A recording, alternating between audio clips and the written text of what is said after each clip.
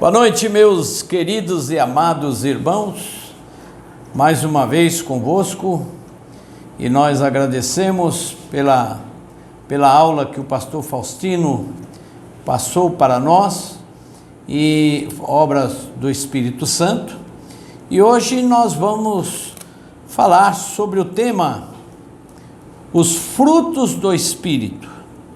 Os frutos do Espírito Santo, fundamentados na carta de Paulo aos Gálatas, capítulo 5, versículo 22, né? Gálatas, capítulo 5, versículo 22. Nós sabemos que uma árvore que dá fruto, ela tem a árvore e depois tem os frutos. E nós também somos como uma árvore, que nós precisamos aprender a entender o que são os frutos do Espírito. E os frutos do Espírito, ele tem que ser exteriorizado por cada crente, por cada servo de Deus, serva do Senhor. E para nós sabermos se esse irmão, essa irmã está realmente no centro da vontade do Espírito de Cristo, é pelos frutos. Como Jesus mesmo disse, pelos frutos se conhece a árvore. Então, nós vamos ver aqui, em primeiro lugar, e ler o texto de Gálatas 5, 22, o apóstolo Paulo está dizendo: mas o fruto do Espírito é amor, gozo, paz, longanimidade, benignidade, bondade, fé, mansidão e temperança. Pelo que nós sabemos é que algumas Bíblias antigas, as versões antigas, a palavra amor, ela vinha escrito como caridade. Mas nós precisamos entender que a palavra amor, aqui no texto, ela não é uma palavra abstrata, porque Deus é amor. E quando nós falamos Deus é amor, nós estamos falando de um substantivo concreto, porque Deus tem um nome. E nós louvamos ao Senhor pela vinda de nosso Senhor e Salvador Jesus Cristo, que deixou esses ricos ensinamentos para que nós aprendêssemos e entendêssemos qual é a essência de Deus. Então, amor, nós vamos entender que é uma doação. Como Jesus diz lá em João 3,16, o apóstolo João 3,16 diz, porque Deus amou. Então aí nós vamos ver a palavra amor. Então Deus amou, mas fica muito vago, muito vazio, Deus amou. Aí ele continua e diz assim, porque entregou, doou o seu unigênito, para que todo aquele que nele crê não pereça, mas tenha vida eterna. Veja que amar é uma doação. O amor, eu analiso a palavra amor como a palavra caridade, como caridade fruto do amor. É meu, é uma tradução minha, que amor, ela é exteriorizada com caridade. O que é caridade? É a atitude de você ajudar o seu semelhante. Não é você abandonar. É inadmissível nós vermos a situação que está a sociedade de se passar de largo e chutar o mendigo e usar termos chulos acerca de uma pessoa que está necessitada, maltrapilha. Porque nós nascemos para ajudarmos uns aos outros. Isso é caridade. Mas amar é uma essência de Deus, que nós vamos ver dentro da tradução grega, que o amor ágape, ou agapao, é uma essência que Deus exterioriza em favor de todo aquele que crê em Cristo Jesus como seu único e suficiente Salvador. Esse amor ágape, ele não é dado para o mundo, ele só é dado para aqueles que creem. Se crê no Filho, crê no Pai, então recebe essa dádiva, esta ação do Espírito na vida do cristão. E nós vemos que, voltando ao texto, caridade, que na versão antiga não vinha a palavra amor, mas vinha a palavra caridade. E caridade, a minha tese, caridade é o fruto do amor. Se eu amo alguém, eu ajudo. Se eu amo alguém, eu me dou. Se eu amo alguém, eu me entrego. Se eu amo alguém, eu procuro ajudar dentro das minhas posses, dentro das minhas condições, seja elas espirituais, físicas ou materiais. Então é interessante, é muito profundo e não se esgota o raciocínio e os pensamentos, mas vamos sintetizar um pouco aqui. E nós queremos dizer que, porém, o significado deste termo em nossa língua tem mudado muito, porque a língua portuguesa tem muitos adjetivos, de modo que as versões mais recentes usam a palavra amor. Lá no livro de Romanos, capítulo 5, versículo 5, aprendemos que o Espírito Santo é veículo pelo qual o amor de Deus é derramado em nossos corações. Por isso, a experiência comum do convertido é que, juntamente com a regeneração e o fato de habitar Espírito Santo no coração, ele perde, isto é, o Espírito Santo põe para fora o ódio que tem alimentado contra qualquer pessoa e, agora em seu lugar, sente um amor novo para com todos os seus semelhantes, desejando que se convertam também. Sente um amor novo. Por quê? Porque até então ele está desligado do reino de Deus. Ele tem um amor palpável, um amor pelo amigo, um amor estorge, um amor filéu, mas esse amor que Deus concede ao homem, que o mundo não entende, não compreende, como que um estuprador, por exemplo, um monstro, de repente ele se torna uma pessoa mansa, meiga, dócil, porque no momento que ele reconheceu Jesus como Senhor e Salvador da sua vida, ele entregou a sua vida ao Senhor Jesus Cristo. E o Senhor passa uma régua, apaga os seus pecados, e ele passa a ter uma nova vida, e o amor de Deus passa agora pela vida desse regenerado. Então ele tem os frutos do amor como bondade, a amizade, uma pessoa gentil, uma pessoa dócil, uma pessoa transformada verdadeiramente, né?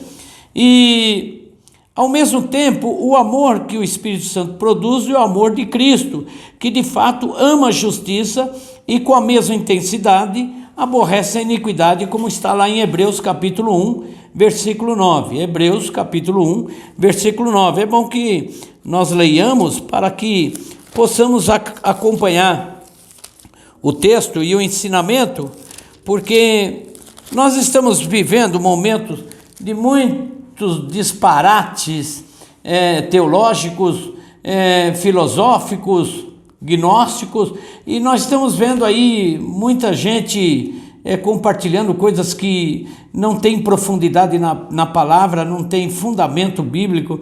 Então nós precisamos ensinar. A palavra do Senhor Jesus Cristo foi explícita e empírica, dizendo: indo, fazei discípulo de todas as nações. Para fazer discípulos é necessário estudar, ensinar, orientar e elucidar o texto, o contexto, não somente na tradução do latim para a língua portuguesa, mas principalmente no hebraico, não é?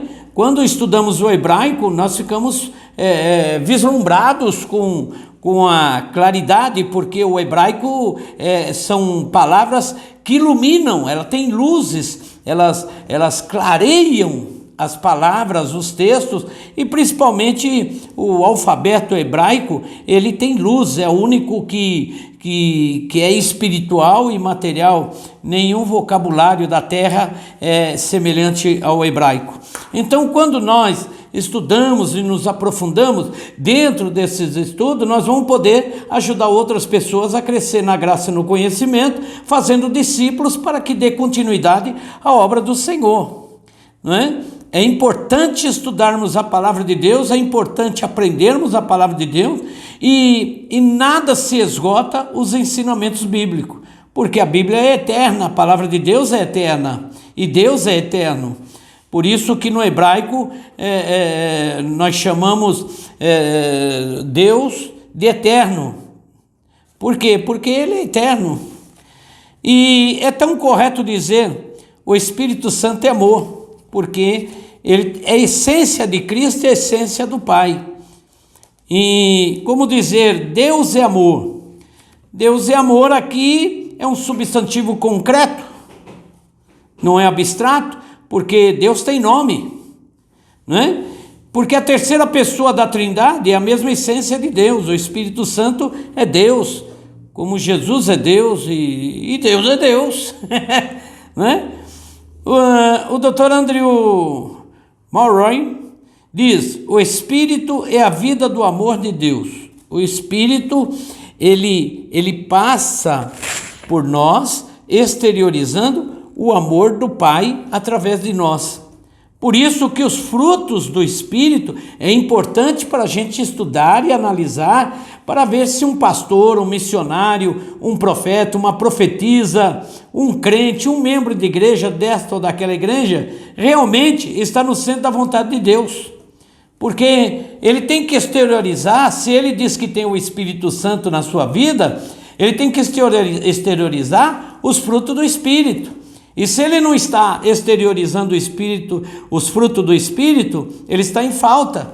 Então ele precisa buscar a Deus, pedir perdão ao Senhor e se regenerar verdadeiramente, fazendo uma entrega incondicional ao Senhor, para que os frutos do Espírito emanem através dele. Em outras palavras, o Espírito em nós é o amor de Deus estabelecendo sua morada dentro de nós. O apóstolo Paulo foi claro em dizer: vós sois o templo do Espírito Santo de Deus. Jesus também foi muito claro quando estava conversando com os discípulos. Ele diz: na casa de meu pai há muitas moradas. Eu cresci ouvindo que lá no céu vai ter grandes mansões, e vai ter casão, vai ter carrão. É uma coisa sem fundamento. Quando Jesus estava falando isso para os discípulos, ele estava falando das pessoas que iam sendo salvas, se agregando à igreja, onde Cristo é o cabeça e o Espírito Santo é o que dá forma a essa igreja através dos frutos. Nós vemos que o amor de Deus exteriorizado através deste crente é que nós vamos entender e compreender a profundidade e os fundamentos do Espírito através da nossa vida. E os levou a manifestar esse amor de Deus por meio da pregação de boas novas aos pobres, liberdade aos cativos, vista aos cegos, e finalmente ele entregar-se à vergonhosa morte de cruz para a nossa salvação. Em João, o Evangelho de João, capítulo 20, versículo 19 a 22, nós lemos: chegou Jesus e pôs-se no meio e disse-lhe: paz seja convosco. Deus também é paz, né? E a paz dele excede a todo o nosso entendimento. Estado de alma, tranquilidade. O Espírito Santo é cheio de paz, ele é paz, e dizendo isto, mostrou-lhe as suas mãos e o lado, de sorte que os discípulos se alegraram, vendo o Senhor. Disse-lhe, pois, Jesus outra vez: paz seja convosco. Assim como o Pai me enviou, também eu vos envio a vós. E havendo dito isto, assoprou sobre eles e disse-lhes: recebei o Espírito Santo. Veja que Jesus assopra sobre eles. Assopra o quê? Ar, ruar, nefesh, não é? Por isso que psicologia, psique, né? O ar que o Senhor assopra sobre eles, e eles ficaram cheios da graça do Espírito, né? E logo o Espírito não só fez compreender o amor de Deus para conosco, mas faz com que tenhamos também experiência com Ele, e nos manda agir de tal maneira que o mundo o conhecerá. Somos enviados no mesmo Espírito de sacrifício no qual Jesus Cristo foi levado pelo Pai. O amor é marca dos discípulos de Jesus Cristo. Deve ser a minha e deve ser a sua marca, o amor. Amor é uma doação, uma entrega. Está pronto para servir o seu semelhante em qualquer área. Está pronto para servir. É ser verdadeiramente a exteriorização do Espírito Santo nas suas atitudes e nos seus frutos. É profundo, muito profundo isso, irmãos. Eu vou repetir, não se esgota, né? Vai muito além do que algumas letras ou algumas palavras, porque quando eu me propus a deixar o Espírito Santo dirigir minha vida, a primeira coisa que ele falou para mim: fecha tudo, deixa tudo e segue-me, e vai fazer a minha obra. E eu imediatamente fechei meu comércio de material de construção e fui fazer a obra do Senhor, viver pela fé, realmente viver pela fé, obedecendo a voz do Espírito que falava comigo. E até hoje ele me dá direção, me orienta, me mostra o caminho, revela, profetiza. Tudo é ele para a glória de Cristo Jesus, para a glória do nosso Pai. Para mim, fica a alegria que nós vamos falar lá na frente sobre esta alegria de termos Jesus como Senhor, e a alegria de termos sido usados, estamos sendo usados para abençoar outras vidas através do Espírito Santo de Deus, não é? Então, somos enviados no mesmo Espírito, não é? No qual Jesus Cristo foi levado pelo Pai. Esse amor é a marca dos seus discípulos. E repito uma vez mais, deve ser a minha e a sua marca, o amor, né? E verificamos, portanto, que o mesmo amor divino está no Pai, no Filho e no Espírito Santo, e nos discípulos. E o que você é? O que eu sou? Discípulos, alunos, porque a palavra discípulo na tradução hebraica, não no grego, vou aqui no hebraico, é aluno, aprendiz, aquele que aprende, aquele que ouve o seu mestre, aquele que ouve quem ensina. E nós precisamos aprender a ouvir as pessoas, os pais, a ouvir os professores, ouvir o pastor, ouvir o mestre que ensina a palavra, que se debruça no meio de livros para pesquisar, se aprofundar, em pensar. Aliás, estava dizendo para um irmão que hoje nós não encontramos mais pensadores, mas copiadores. Um monte de pregador fala um monte de coisa errada, o resto vai falando tudo errado, porque não estuda, não lê, não pesquisa, não vai analisar se a mensagem é verdadeira, se as palavras são corretas, não é? Então, são repetidores de erros. E tem aqueles que repetem até coisas boas também. Quando negamos a nós mesmos, ou seja, crucificamos o nosso eu interior, matando o nosso amor próprio, o amor de Deus que está entre nós pelo Espírito Santo será manifestado em nossas vidas. O Espírito Santo manifesta o amor de Deus a todo mundo por meio daquele em que ele habita.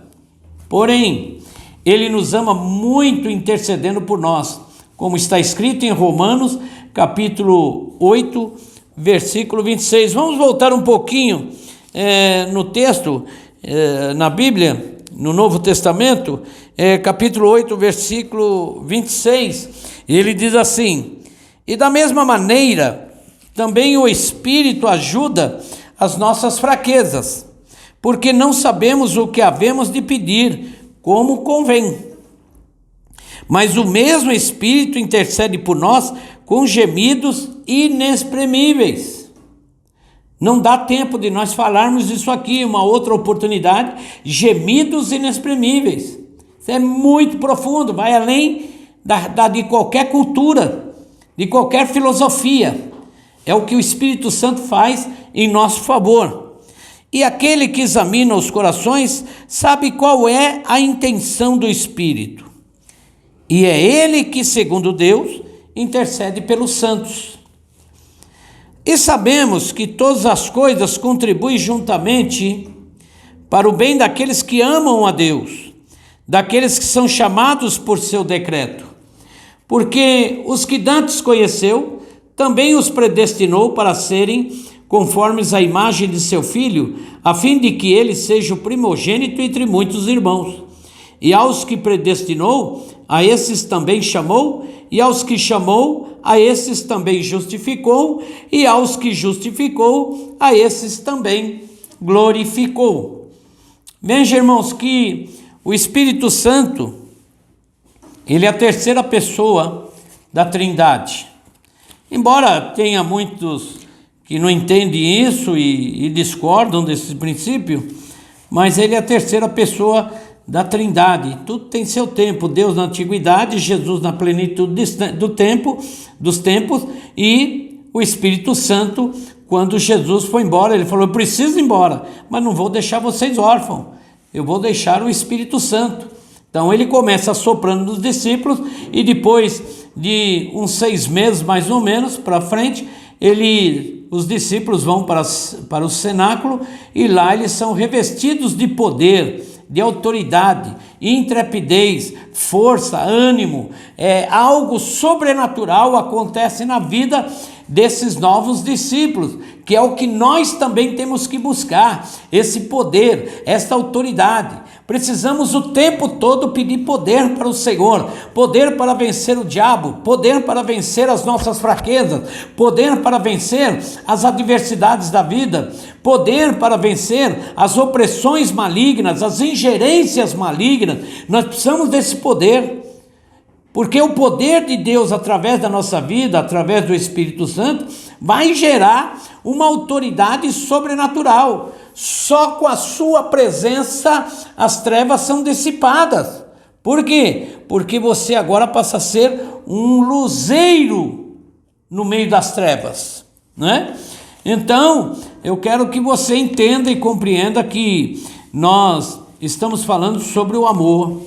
E amor é uma doação, uma entrega incondicional.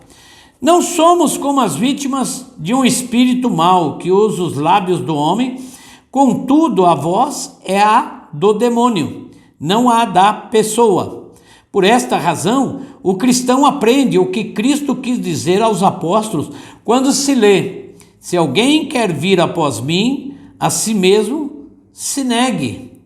Isto é, muda a mente, muda pensamento, atitudes, gestos, faz uma limpeza, uma purificação interior, né? Lavado pelo sangue do Cordeiro, purificado pelo sangue do Cordeiro, e deixa o Espírito Santo dirigir a sua mente, o âmago da tua alma.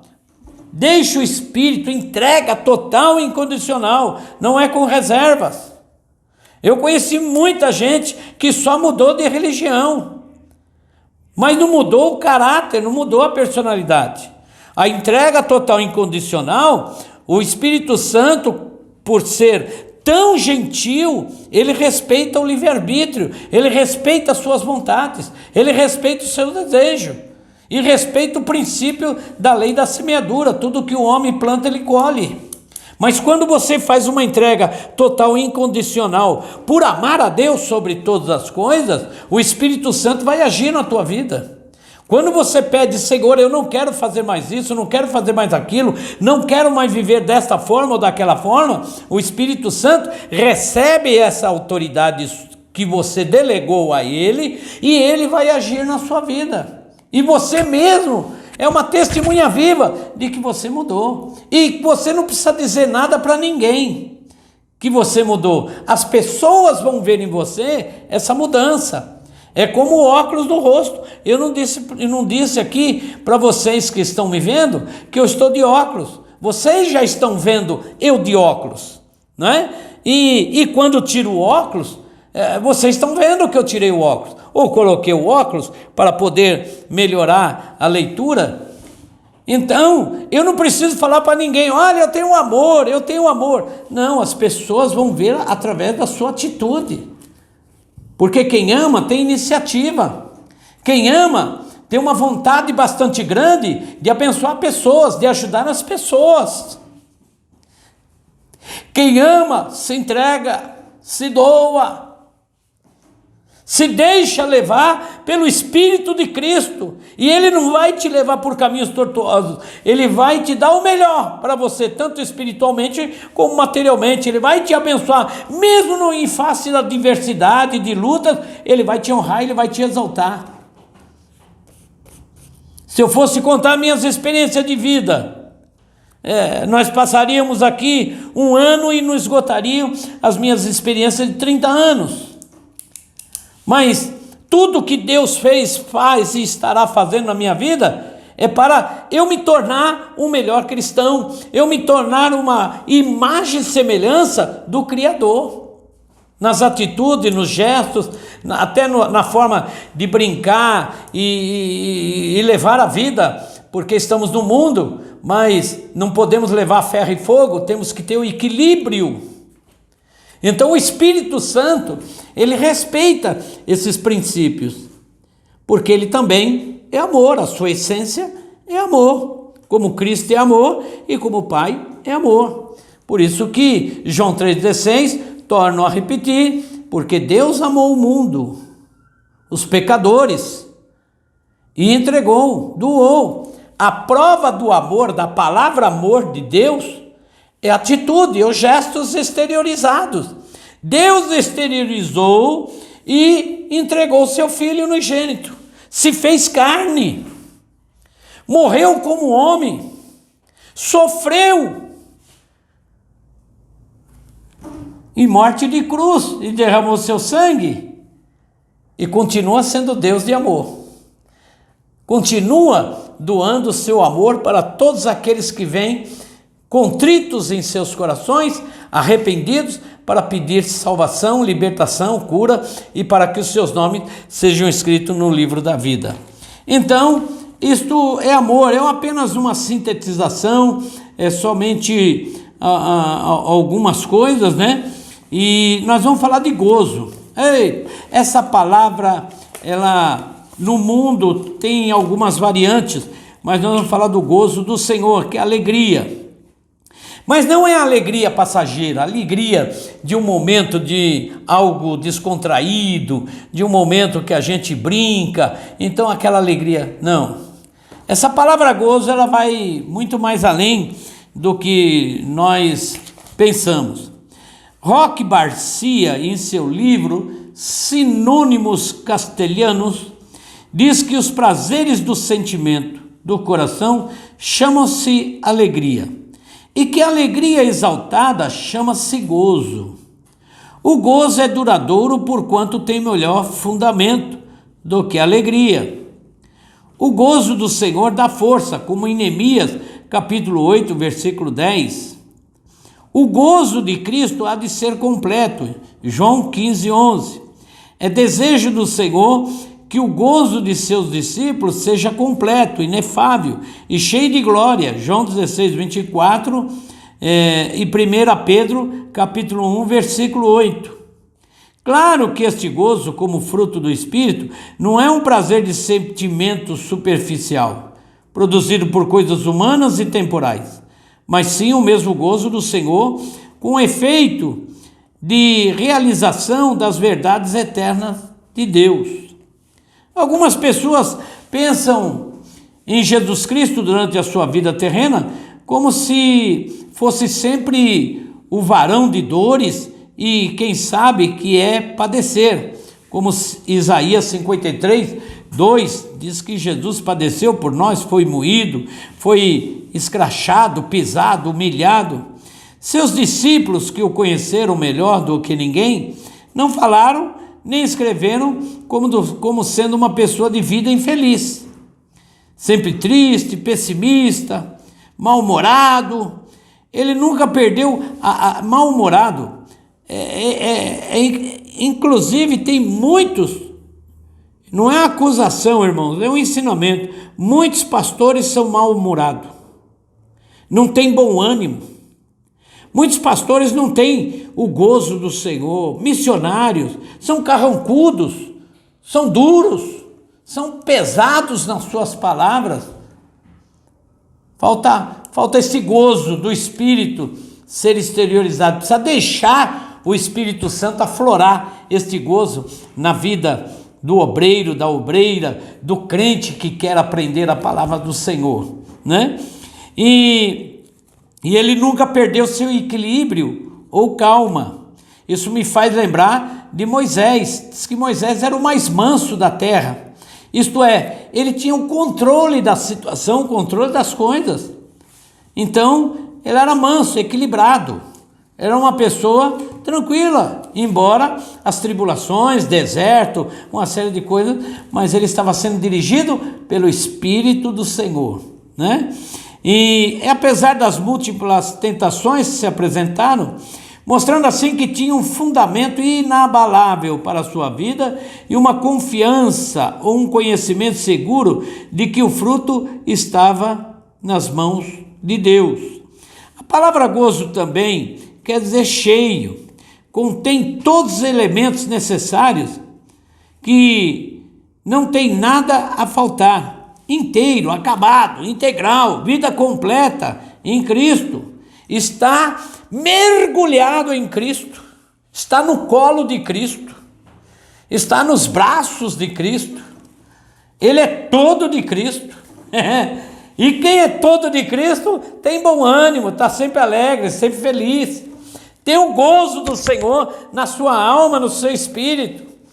Não tem mais o que o abale, o desestruture emocionalmente, porque ele está arraigado na rocha que é Cristo. Ele está fundamentado lá. É como você pegar uma rocha, fazer uns furos e colocar os ferros para sair uma coluna para sustentar um edifício. Está na rocha. Então, um cristão, quando ele atinge essa maturidade de entender e compreender que o gozo, o fruto do Espírito é gozo, que é uma alegria que vai além, como diz o escritor, que é uma alegria exaltada. Eu não digo que é exaltada porque tem gente que dá uma exaltação aí meia além do normal, mas é uma alegria constante, está sempre alegre, está sempre sorrindo, tudo está bom, está caindo, desculpe aqui a forma de expressão, caindo canivete, ele está tranquilo, sossegado, porque eles sabem quem tem crido, ele sabe que o Senhor é o dirigente da sua vida, né? Ele sabe o que é que está escrito em Apocalipse, que a tentação que haveria de vir sobre o mundo inteiro, como nunca houve tentação, mas o Senhor daria livramento. Ele está lá tranquilo, está aí as catástrofes, os cataclismas, as pandemias, mas ele está tranquilinho, ele não está desesperado, não está amedrontado dentro de casa, enclausurado dentro de casa, ele está tranquilo, está vivenciando o gozo do Senhor, uma alegria superior do que aquela momentânea, né? Como o pessoal fica aí nos bares bebendo e tem aquela alegria das piadas, mas o gozo do Senhor é fantástico, irmãos. Busque o gozo do Senhor, ore para que o Espírito Santo aflore através da sua vida, né? E também em João 17,13, ele fala dessa alegria, quando ele passa a alegria dele para os seus discípulos, né? É aquela que nos transporta para a dimensão da eternidade e trata-se de alegria de ter um coração respondido. Então, queridos, eu vou parar por aqui e na quarta-feira que vem nós vamos ter mais uma aula e nós vamos partir não para o gozo, agora nós vamos partir para a paz, né? Que é o estado de alma, né? E dentro do estudo de psicologia diz que paz é estado de alma, mas o Espírito Santo é paz, e você, quando está sendo dirigido pelo Espírito Santo, você é cheio de paz, né? Há um hino da harpa cristã que fala sobre o gozo, né? Eu tenho gozo, eu tenho gozo, eu tenho gozo no meu Salvador. Eu tenho gozo, eu tenho gozo, eu tenho gozo no meu Salvador. Quer dizer, o Espírito Santo eleva esse crente a um patamar superior que está acima de qualquer coisa. Eu agradeço, irmãos, por esta aula, por esse ensino, por esse aprendizado que não se esgota, e na quarta-feira que vem estaremos mais uma vez com você e você comigo aqui na casa do Senhor. E é interessante, né, que quando a gente estuda, a gente não para de estudar. Eu muitas vezes paro à noite estudando, porque a compenetração é tão grande, o alimento é tão maravilhoso, que eu vou degustando, quando vejo já está quase amanhecendo. Aí eu falo, vou dar um cochilo para poder enfrentar mais um dia, mais uma jornada. Que Deus abençoe, irmãos, e até quarta-feira que vem, em nome do Senhor Jesus Cristo, e será uma aula presencial, aqui no Tempo da Graça, junto com o pastor Faustino, comigo, e vamos viver esse gozo do Senhor, essa alegria do Senhor, e estarmos cheios da paz. Amém, que Deus abençoe.